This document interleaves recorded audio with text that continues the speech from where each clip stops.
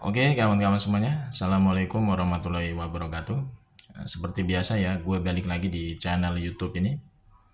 Oke, untuk kesempatan kali ini, gue masih ingin terus melanjutkan pembahasan terkait dengan dugaan ijazah aspal dari Mukidi ya. Ini memang kalau kita lihat dari segi banyak peristiwa yang saat ini muncul ke permukaan gitu ya. Tentunya yang dilakukan oleh Mukidi Peko ini ya untuk meyakinkan kepada publik bahwa ijazahnya dia asli, itu justru malah semakin menebalkan keyakinan kita semua masyarakat yang masih waras dan cerdas itu semakin yakin justru malah Mukidi itu ijazahnya aspal gitu ya, tanpa ada keraguan sedikit pun. Karena kalau kita lihat dalam konteks berita terbaru kemarin gitu ya, terkait dengan Mukidi itu melakukannya namanya reuni dadakan ya, kita sebut saja reuni abal-abal lah bikinannya Mukidi di UGM kemarin. Itu sebenarnya kan menunjukkan fenomena ya betapa bobroknya seorang Mukidi ini sebagai seorang manusia, personal individu ya. Dia itu masih kuat ya istilahnya menahan malu, kemudian juga menutupi berbagai macam kebobrokannya ini terkait dengan ijazah aspalnya dengan melakukan atraksi topeng monyet ya. Dengan cara menghadirkan orang-orang yang ngaku sebagai teman seangkatannya dia di Fakultas Kehutanan UGM gitu ya. Bahkan sampai ada fakta yang sangat mencengangkan gitu ya. Ada seorang calo terminal bus di Tirtonadi ya. Namanya Wakidi katanya gitu ya. Itu sampai diangkut ya sebagai peserta reuni abal-abal bikinannya dia gitu loh. Bahkan ini menurut gue sudah menjadi fenomena yang sangat di luar nalar akan sehat kita gitu ya. Jadi istilahnya Mukidi ini seperti kayak bukan orang pada umumnya gitu kalau kita lihat dari karakter kepribadiannya. Jadi orang yang jelas-jelas sudah dibongkar kebobrokannya, pengibulannya gitu ya. Itu bukannya soal itu sadar, minta maaf, terbuka gitu ya.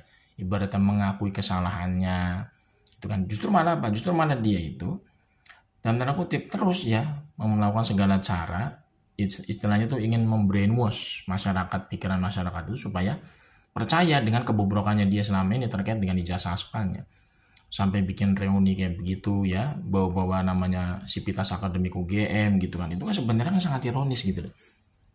Padahal yang jadi problem di sini adalah terkait dengan ijazah asli dia secara fisik yang diragukan oleh sebagian besar masyarakat. Ini kan sebenarnya nggak merubah apapun sebenarnya kalau kita lihat dari sudut pandang masyarakat yang masih waras dan cerdas gitu ya. Mukidi itu nggak mungkin bisa jadi Mukidi itu ijazah aslinya Mukidi itu ijazahnya nggak mungkin bisa jadi asli hanya dengan dia itu melakukan yang namanya reuni dadakan seperti itu. Kalau Mukidi itu memang yakin ijazahnya dia asli, kan harusnya tinggal dia ditunjukkan ke hadapan publik. Harusnya dia itu sadar diri, dia itu adalah mantan orang nomor satu di Indonesia, mantan presiden loh, mantan pejabat publik yang harusnya itu memiliki jiwa negarawan, yang harusnya memiliki wise kebijaksanaan gitu kan ya.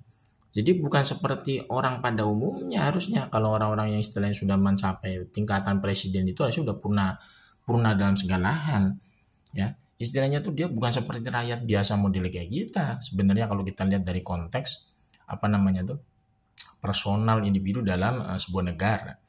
Harusnya mungkin itu ya, itu harusnya dia bisa memiliki namanya bijaksana dalam istilah menanggapi sebuah permasalahan terkait dengan personal dia pribadi.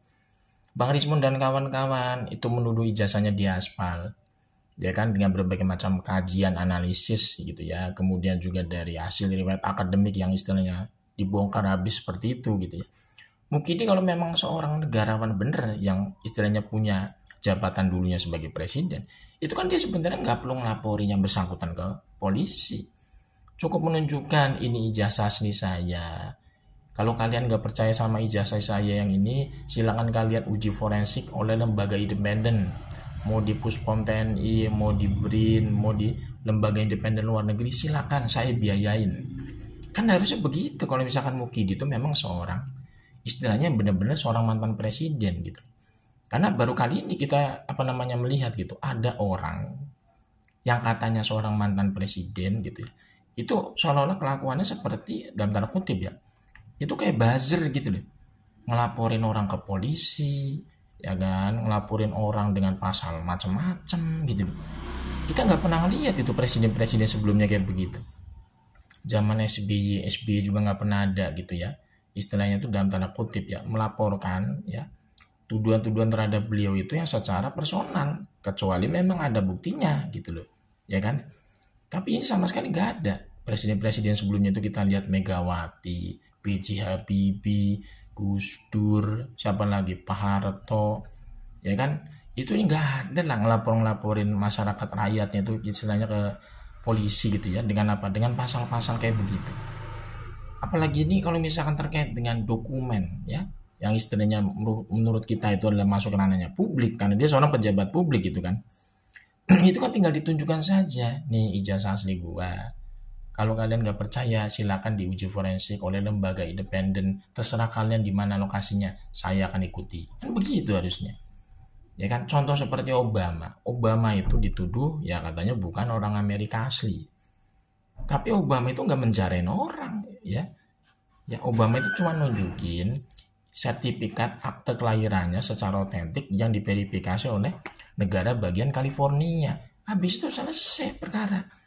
Orang yang nuduh Obama itu dimaafkan oleh Obama. Obama gak ngelaporin orang itu ke polisi.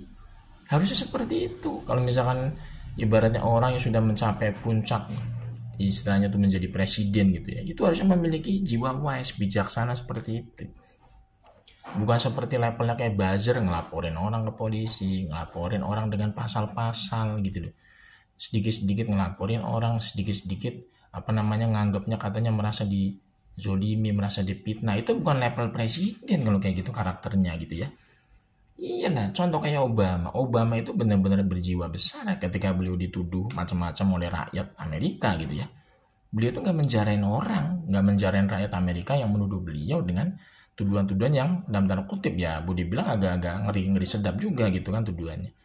Obama itu cukup datang ke publik menunjukkan bukti-bukti tuduhan itu gitu loh, supaya tuduhan dari rakyatnya itu bisa selesai. Jadi tidak ada lagi namanya dalam tanda kutip kegaduhan di ruang publik. Rakyat Amerika itu bisa normal kembali gitu loh. Obama tuh bagus, harusnya dijadikan role model gitu kan. Untuk apa? Untuk para pejabat di negara kita ini. Nah Mukidi ini mencontoh siapa kita lihat, sedikit-sedikit ngelaporin orang ke polisi, sedikit-sedikit merasa difitnah, sedikit-sedikit merasa direndahkan. Itu kan aneh kalau kita lihat ya, bukan karakter seorang presiden kalau kayak gitu. Ya seperti orang dalam tanda kutip kayak orang-orang model kayak kita begitu ya. Ya dibilang ya istilahnya tuh nggak layak ya, orang kayak begini bisa sampai jadi levelnya presiden tuh nggak layak. Karena orang-orang yang harusnya mencapai tingkat purna seperti seorang kepala negara, presiden itu harusnya tingkat bijaksananya itu lebih dibandingkan rakyat sipil biasa. Jadi dia istilahnya bisa mengelola permasalahan itu dengan apa? Dengan wise gitu loh ya, dengan penuh menjaga etika kebijaksanaan gitu kan. Apalagi dia menyangkut dengan apa? Pertanyaan publik yang dulu katanya pernah dipimpin sama dia. Dia itu presiden. Bang Resmond Roysiro itu rakyat Indonesia.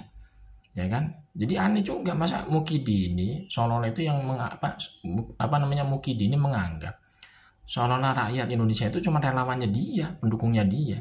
Jadi orang-orang yang bukan mendukung dia itu selama Pilpres itu dianggapnya kayak bukan rakyat Indonesia gitu loh. Jadi aneh, dikit-dikit dilaporin, dikit-dikit di istilahnya mau dipenjarain gitu ya. Tapi kalau misalkan orang-orang relawannya dia, orang-orang yang jadi pendukung dia, itu di alam-alam gitu. Itu kan aneh gitu ya. Nggak mencerminkan seorang mantan presiden yang kita kenal gitu kan. Nah menurut gue ini sangat-sangat ironis gitu ya. Orang seperti ini kok bisa lolos gitu ya sampai ke tingkat jabatan publik tertinggi seperti presiden. Ini bagaimana ini proses penyelenggara pemilu kita di negara kita ini ya, penyelenggara pemilunya gimana gitu ya. Orang seperti ini kok bisa lolos begitu ya sampai level presiden gitu ya. Padahal kalau kita lihat dari karakter kepribadian itu kan sebenarnya nggak cocok sekali jadi presiden, nggak cocok deh. Orang model kayak gini tuh dalam tanda kutip ya, jadi lurah aja tuh kayaknya nggak pantas gitu ya. Iya, mana ada gitu ya. Lurah itu kerjanya ngelaporin warganya dikit-dikit dengan pasal pencemaran, dikit-dikit pasal fitnah. Lurah tuh aja nggak kayak begitu-gitu amat gitu. Iya, lurah itu harusnya level-level lurah aja ya. Itu harusnya siap menanggung keluh kesah dari warganya. Kalaupun ada warganya yang ngeluh dalam tanda kutip sama dia ya dengan pasal dengan budi bilang ya istilahnya ocehan-ocehan yang agak-agak sedikit keras. Ya lurah itu kan harus ibaratnya apa? Berbesar hati gitu loh, mendengar keluhan dari warganya sendiri gitu kan, karena dia adalah seorang pemimpin di wilayahnya. Jadi bahaya juga kalau misalkan orang yang diberikan jabatan ya sekelas presiden lagi ya, itu mentalnya tuh seperti buzzer gitu, dikit-dikit ya istilahnya tuh ngelaporin dikit-dikit ya, ngenain pasal fitnah, pasal pencemaran dikit-dikit, merasa direndahkan gitu. Itu nggak pantas banget lah jadi pejabat publik model kayak gitu ya. Kita tuh malu ya, jujur aja malu ya. Pernah istilahnya punya, dan tanda kutip, kepala negara modelnya kayak begini gitu loh, malu banget.